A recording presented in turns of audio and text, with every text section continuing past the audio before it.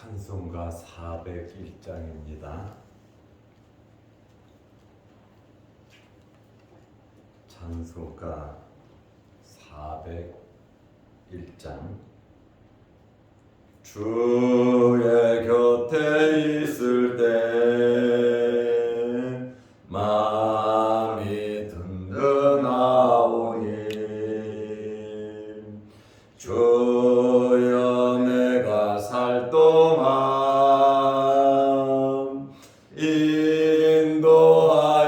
주소서. 주여 주여 나를 인도하소서. 빠른 세상 살 동안 주여 인도하소서.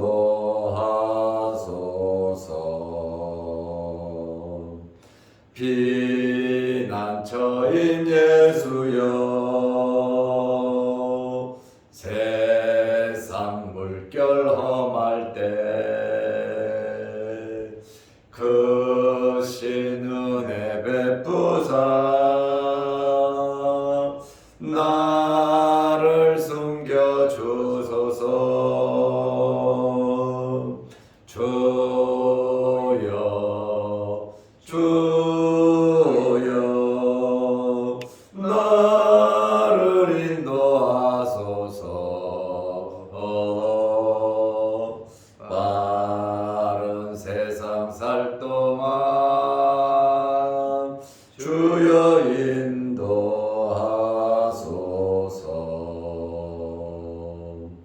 세상 풍파 지난 후 영화로운 나라와 눈물 없는 곳으로 들어가게 하소서. 주여 주여 나를 인도하소서. 빠른 세상 살 동안 주여 인도하소서.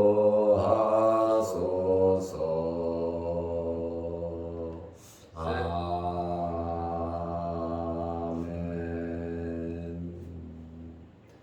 사도신경으로 우리의 신앙을 고백하겠습니다. 전능하사 천지를 만드신 하나님 아버지를 내가 믿사오며 그 외아들 우리 주 예수 그리스도를 믿사오니 이는 성령으로 잉태하사 동정녀 마리아에게 나시고 본디오 빌라도에게 고난을 받으사 십자가에 못 박혀 죽으시고 장사한 지 사흘 만에 죽은 자 가운데서 다시 살아나시며 하늘에 오르사 전능하신 하나님 우편에 앉아 계시다가 저리로서 산자와 죽은 자를 심판하러 오시리라. 성령을 믿사오며 거룩한 공회와 성도가 서로 교통하는 것과 죄를 사하여 주시는 것과 몸이 다시 사는 것과 영원히 사는 것을 믿사옵나이다. 아멘.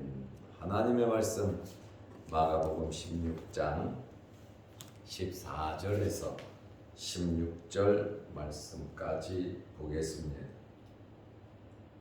그 후에 11 제자가 음식 먹을 때에 예수께서 그들에게 나타나사 그들의 믿음 없는 것과 마음이 완악한 것을 꾸짖으시니 이는 자기가 살아난 것을 본 자들의 말을 믿지 아니함일러라. 또 이르시되 너희는 온 천하에 다니며 만민에게 복음을 전파하라. 믿고 세례를 받는 사람은 구원을 얻을 것이요 믿지 않는 사람은 정죄를 받으리라. 아멘. 16절 말씀까지 보았습니다. 예수님께서 죽으신 지 3일 만에 부활을 하셨습니다. 부활을 하셨을 때 여인들이 무덤에 갔고 천사들을 만났고 막달라 마리아는 예수님을 직접 배웠고 체험을 했습니다. 이 여인들이 예수님의 제자들에게 와서 예수님은 부활하셨다, 무덤은 비어있고 천사를 만났고 예수님도 만났다, 이렇게 말을 했지만 제자들이 믿지를 않았습니다.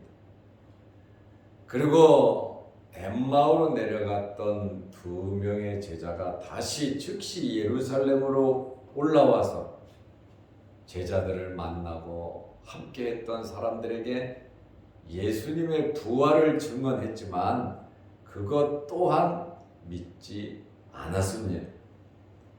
마가복음 16장 14절에 그 후에 이 사건이 있은 후에 11 제자가 음식 먹을 때에 예수께서 그들에게 나타나사, 예수님께서 11 제자들이 음식을 먹는데 그들에게 나타나신 겁니다.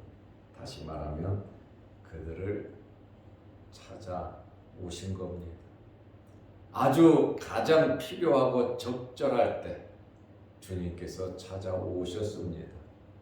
그냥 내버려 두면 예수님의 제자들은 전부 다 전직으로 돌아가고 주님의 제자로서 사명을 감당할 수가 없을 겁니다. 아예 안 할 겁니다. 주님을 잊어버릴 겁니다. 주님께서 이러한 연약한 제자들을 찾아오셨다는 것입니다. 3년 동안 공생애를 지내면서 제자들과 함께 하셨는데 결코 헛되게 제자들과 함께 하신 것은 아니라는 겁니다. 부족하고 연약하지만 말씀도 기억하지 못하고 예수님의 부활도 믿지 못하고 낭망하고 실망하고 좌절해 있지만 그래도 주님께서는 변함없이 찾아오셨습니다. 우리도 때로는 부족하고 연약할 때가 많지요. 주님의 마음에 들지 않게 말하고 살아갈 때도 있지요. 그렇지만 주님은 우리를 버리지 아니하시고 11 제자들을 찾아오신 것을 보니까 우리들도 찾아오신다는 겁니다. 하나님은 찾아오시는 분이고 주님도 육신을 입고 이 땅에 우리를 찾아오셨고 죽으시고 부활하시고서도 이렇게 시리에 빠지고 실망과 낭망한 제자들을 찾아오셨단 말입니다. 그들의 믿음 없는 것과 마음이 완악한 것을 꾸짖으시니 예수님께서 칭찬할 만한 분위기는 아니에요. 그리고 위로하고 격려할 만한 분위기는 아니에요. 전혀 믿음이 없는 상태이니까 예수님께서 그들을 꾸짖으셨다 그 말입니다. 왜 꾸짖으셨느냐? 이는 자기가 살아난 것을 본 자들의 말을 믿지 아니함일러라. 예수님께서 살아나신 것을 여인들이 봤고 엠마오로 내려갔던 2명의 제자들도 예수님을 만나 보았단 말입니다. 실질적으로 부활하신 예수님을 만났음에도 불구하고 예수님의 제자들은 전혀 믿지를 않았다는 거예요. 그래서 주님께서 그들을 찾아오셔서 꾸짖으셨다는 거예요. 꾸짖으셨는데 첫째는 믿음이 없는 것을 꾸짖으셨어요. 믿음이 없다고 하는 것은 완전히 믿음이 제로 상태로 되어 있다는 것은 아닙니다. 그들의 믿음이 약하고 믿음이 적은 것을 의미하는 단어입니다. 믿음이 없다고 하는 것은 마가복음만 보면 2번이나 부활의 증언을 듣고도 믿지 않는 것에 대하여 아주 준엄하고 강도 있게 책망하시는 거예요. 이 책망도 관심이 있으니까 책망하지요. 이 책망도 사랑하니까 잘하라고 책망하는 것이지요. 남 같으면, 관계없는 사람 같으면 무슨 짓을 하든지 어떻게 살든지 내버려 둡니다. 그러나 애착이 있고 사랑이 있으니까 때로는 책망도 하고 나무라기도 하고 때로는 화를 내기도 하고, 오늘 주님처럼 꾸짖으셨다, 미워서 꾸짖은 것이 아니에요. 예수님께서 꾸짖으시는 것은 잘하라고 꾸짖으시는 거예요. 정말 본연의 위치, 본연의 사명, 그것을 다시 발견하라고 예수님께서 꾸짖으시는 거예요. 이들의 마음속에는 하나님의 말씀이 없잖아요. 말씀을 잊어버렸잖아요. 주님의 말씀은 들었다 이 말이죠. 주님께서 여러 번 내가 죽었다 살아날 것을 말씀하셨어요. 그리고 부활할 것이고 너희보다 먼저 갈릴리에 갔는데 거기서 만나자라고까지 주님께서 말씀을 하셨어요. 그런데 살아나셨음에도 불구하고, 예수님을 만난 사람들의 증언이 있었음에도 불구하고 제자들은 믿지 않았다. 그래서 꾸짖으셨는데 믿음이 없는 것을 꾸짖으셨다. 우리도 우리의 삶 속에서 믿음 없이 행하면 주님께서 찾아오셔서 꾸짖으십니다. 이것은 사랑의 표시, 관심의 표시고 애정의 표시인 거예요. 잘하라고 하는, 믿음을 가지고 살으라고 하는 주님의 권면이다, 그 말씀입니다. 두 번째는 무엇을 꾸짖으셨습니까? 완악한 것을 꾸짖으셨어요. 여기 완악하다고 하는 것은 믿음이 없는 첫 번째 것과는 질이 결이 좀 다릅니다. 완악하다고 하는 이 말은 아예 믿기를 거절한 상태를 의미합니다. 다시 말하면 아주 완고한 그러한 마음을 말하는 거예요. 제자들은 이렇게 형편이 없었습니다.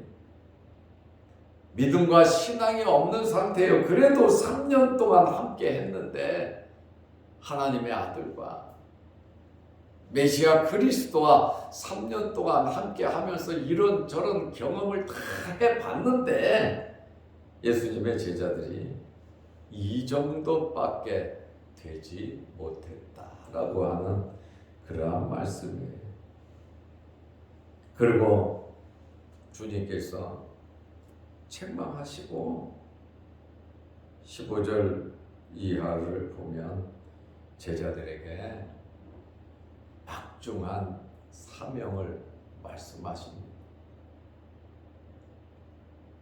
주님을 만난 제자들이 마음의 변화가 일어났을 것이고, 이 제자들이 예수님을 만남으로 그들에게 3년 동안 말씀을 듣고 살았던 그러한 기억들이 새록새록 나면서 마음속에 새로운 의욕과 힘이 솟아나는 줄로 압니다. 믿음이 없고 완악한 상태에서 예수님께서 복음 전하라고 말씀하실까요? 그것은 절대로 아닙니다. 그 문제를 해결하고 나서 주님 만나고 주님을 고백하고 이제 주님께서 새롭게 너희들이 해야 할 일이 있다 라고 하시면서 제자들에게 명령을 하고 계십니다. 주님은 우리를 만들어서 쓰시는 줄로 믿으시기 바랍니다. 우리를 만들어서 부족한 부분 채우시고 연약한 부분은 강하게 하시고 없는 부분은 주님께서 주시면서 우리를 사용하고 쓰시는 거예요. 제자들이 이렇게 시리에 빠져 부활을 믿지 않으니까 직접 찾아오셔서 나타나셔서 꾸짖으시면서 그들에게 믿음을 주시는, 그들의 믿음을 회복시키시는 주님의 모습을 우리는 발견하게 됩니다. 믿지 않는 사람, 완악한 사람 주의 일 못합니다. 믿는 사람이 하는 것이고 은혜 받은 사람이 하는 것이고 성령의 충만함을 받아야 주님의 일, 특별히 선교의 사명을 감당할 수 있는 것입니다. 예수님께서 마가복음 16장 15절에 또 이르시되, 주님께서 확인을 다 하시고 책망하시고 또 이르시되 너희는 온 천하에 다니며 만민에게 복음을 전파하라. 제자들을 부른 목적을, 3년 동안 훈련시킨 목적을 주님께서 이들에게 말씀하고 있습니다. 너희는 온 천하에, 유대에 국한된 것이 아니고 온 천하에 다니면서 만민에게, 모든 사람에게, 전 인류에게 이 복음이 뭡니까? 기쁜 소식입니다. 기쁜 소식이 뭡니까? 기쁜 소식은 예수 그리스도에 관한 소식입니다.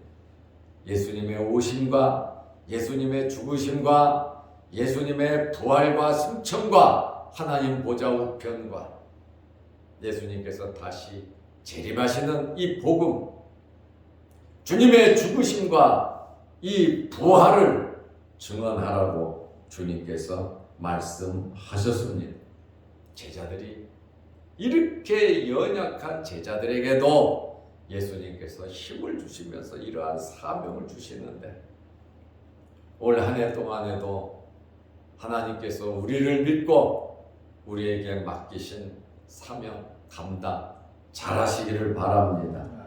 교회에서, 여러분의 가정에서, 여러분의 일터에서 주님으로부터 받은 사명 우리는 감당해야 하는 것입니다. 그리고 16절에 믿고 세례를 받으면 구원을 받을 것이다. 말씀을 전하는 것은 제자들의 몫이에요. 우리의 몫입니다. 믿고 안 믿고 구원받고 못 받고는 그들의 몫이고 하나님의 몫인 거예요. 우리가 그들에게 구원을 줄 수는 없습니다. 우리가 할 수 있는 것은 무엇입니까? 오늘 주님 말씀대로 복음을 전하는 겁니다. 우리가 할 수 있는 일은 가정에서, 직장에서, 일터에서 누구를 만나든지 우리는 복음을 전하는 일만 하면 되는 거예요. 그러면 복음을 전하는 자가 확신이 없이, 은혜가 없이, 성령이 없이 전할 수가 없잖아요. 믿지 않는 마음으로는 할 수가 없잖아요. 그래서 우리는 주님을 만나야 되고 주님을 통해서 굳센 믿음을 받아야 된다, 그 말입니다. 16절에 믿고 세례를 받는 사람은 구원을 받을 것이요. 구원에 있어서 중요한 것은 믿음의 중요성을 말하고 있습니다. 우리는 전하지만 믿고 안 믿고 그것은 성령께서 역사하신다는 거예요. 우리가 할 일은 전하는 것으로 끝입니다. 그렇다고 관심 갖지 말라는 거 아니에요. 잘 인도하지 말라는 거 아니에요. 믿고 안 믿고는 하나님께서 하시는 일이기 때문에 우리는 최선을 다해서 주님 말씀대로 살아면서 우리는 복음을 전하는데, 이 구원에 있어서 중요한 것은 믿음의 중요성. 믿고 세례를 받는 사람은 구원을 받을 것이요, 복음을 전하지만 믿지 않는 사람이 있단 말이죠. 믿지 않는 사람은 정죄를 받는다. 그 죄값에 대한 판결을 받는데, 죄값의 판결은 지옥이지요. 뭐 더 다른 거 설명할 게 없어요. 믿고 세례를 받으면 천국에 가는 것이고, 복음을 듣고 믿지 않으면 정죄를 받아 지옥에 들어가는 겁니다. 그러므로 믿음과 세례는 매우 밀접합니다. 하나로 보는 것이 맞습니다. 그렇다고 해서 세례를 받아야만 구원받는 것은 아닙니다. 세례를 가볍게 말씀드리는 거 아니에요. 믿음입니다. 구원은 은혜로 되는 거예요. 그래서 죽은 사람까지 세례를 달라고 그러잖아요. 옛날 중세시대는 그랬잖아요. 안 믿는 사람도 돈 받고 세례 줘서 천국 보냈잖아요. 그게 말이나 되는 소리입니까? 예수님께서 세례를 베풀라고 말씀을 하신 겁니다. 제자들이 믿지 않는 상태에서는 이거 못해요. 완악한 상태에서는 못해요. 믿음이 있고 은혜가 있어야 되는데, 11 제자가 예수님을 만남으로 그들의 믿음이 회복되었다. 그 말씀입니다. 또 40일 동안 계시면서 주님께서 제자들과 많은 대화를 나누셨겠죠. 그리고 승천하심으로 성령이 임함으로 놀라운 역사가, 폭발적인 역사가 일어나지 않습니까? 그래서 우리는 단번에 불로 성령의 불로가 아니고 과정이 중요하다는 거예요. 예수님께 3년간 교육을 받고 말씀 듣고 은혜 받고, 연약해서 넘어지고 쓰러졌지만, 넘어지고 쓰러진 자들을 주님 찾아오셔서 위로하고 격려하면서 이렇게 놀라운 제자들이 되었다는 거예요. 이러한 과정, 넘어지고 쓰러지고 난망하고 실망하는 과정도 우리가 믿음 생활하는데 많이 도움이 됩니다. 어렵고 힘들 때 말씀 보고 기도하고, 또 하나님께 부르짖으면서 우리가 신앙의 체험, 정말 중요한 거거든요. 그러므로 올 한 해에도 시시때때로 주님 만나면서 여러분의 믿음이 회복되고 주님 말씀하신 대로 복음을 전하는 자들로서 살아가시기를 바랍니다. 기도하겠습니다. 하나님 아버지, 예수님의 제자들이 예수님에게 꾸짖음을 받았습니다.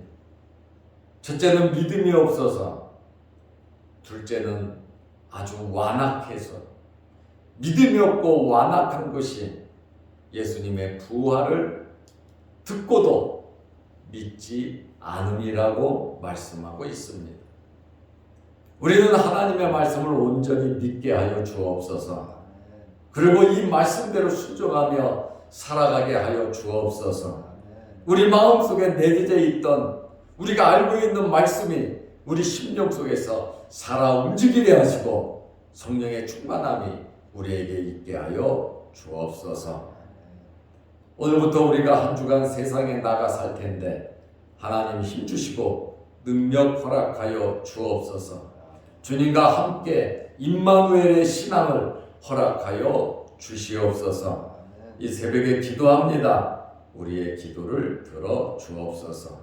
또한 영상을 보며 함께 은혜를 나누는 성도들에게도 함께하여 주옵소서. 주님께서 주의 몸된 교회후에 함께하시고 외국에 나가 있는 우리 자녀들을 주님 지켜주시고 군대가 있는 자녀들, 또 올해의 대학 시험을 보는 우리 자녀들, 또한 우리 자녀들의 미래를 하나님께서 인도하여 주셔서 형통케 하여 주옵소서. 우리 교회도 연로하신 성도들이 있습니다. 노후에 건강을 허락하여 주시고 육신의 질병으로 어려움 당하지 않게 하여 주옵소서. 성도들의 직장과 사업장에 복을 내려 주셔서 이 땅에 살아가는 동안 물질로 어려움 당하지 않도록 도와 주옵소서. 항상 마음의 기쁨과 즐거움과 성령의 충만함이 우리에게 있게 하여 주옵소서. 예수님의 이름으로 기도드리옵나이다. 아멘. 하늘에 계신 우리 아버지여, 이름이 거룩히 여김을 받으시오며 나라의 마옵시며 뜻이 하늘에서 이룬 것 같이 땅에서도 이루어지다. 오늘날 우리에게 일용할 양식을 주옵시고 우리가 우리에게 죄 지은 자를 사하여 준 것 같이 우리 죄를 사하여 주옵시고 우리를 시험에 들게 하지 마옵시고 다만 악에서 구하옵소서. 대개 나라와 권세와 영광이 아버지께 영원히 있사옵나이다. 아멘. 자유롭게 기도하시기 바랍니다.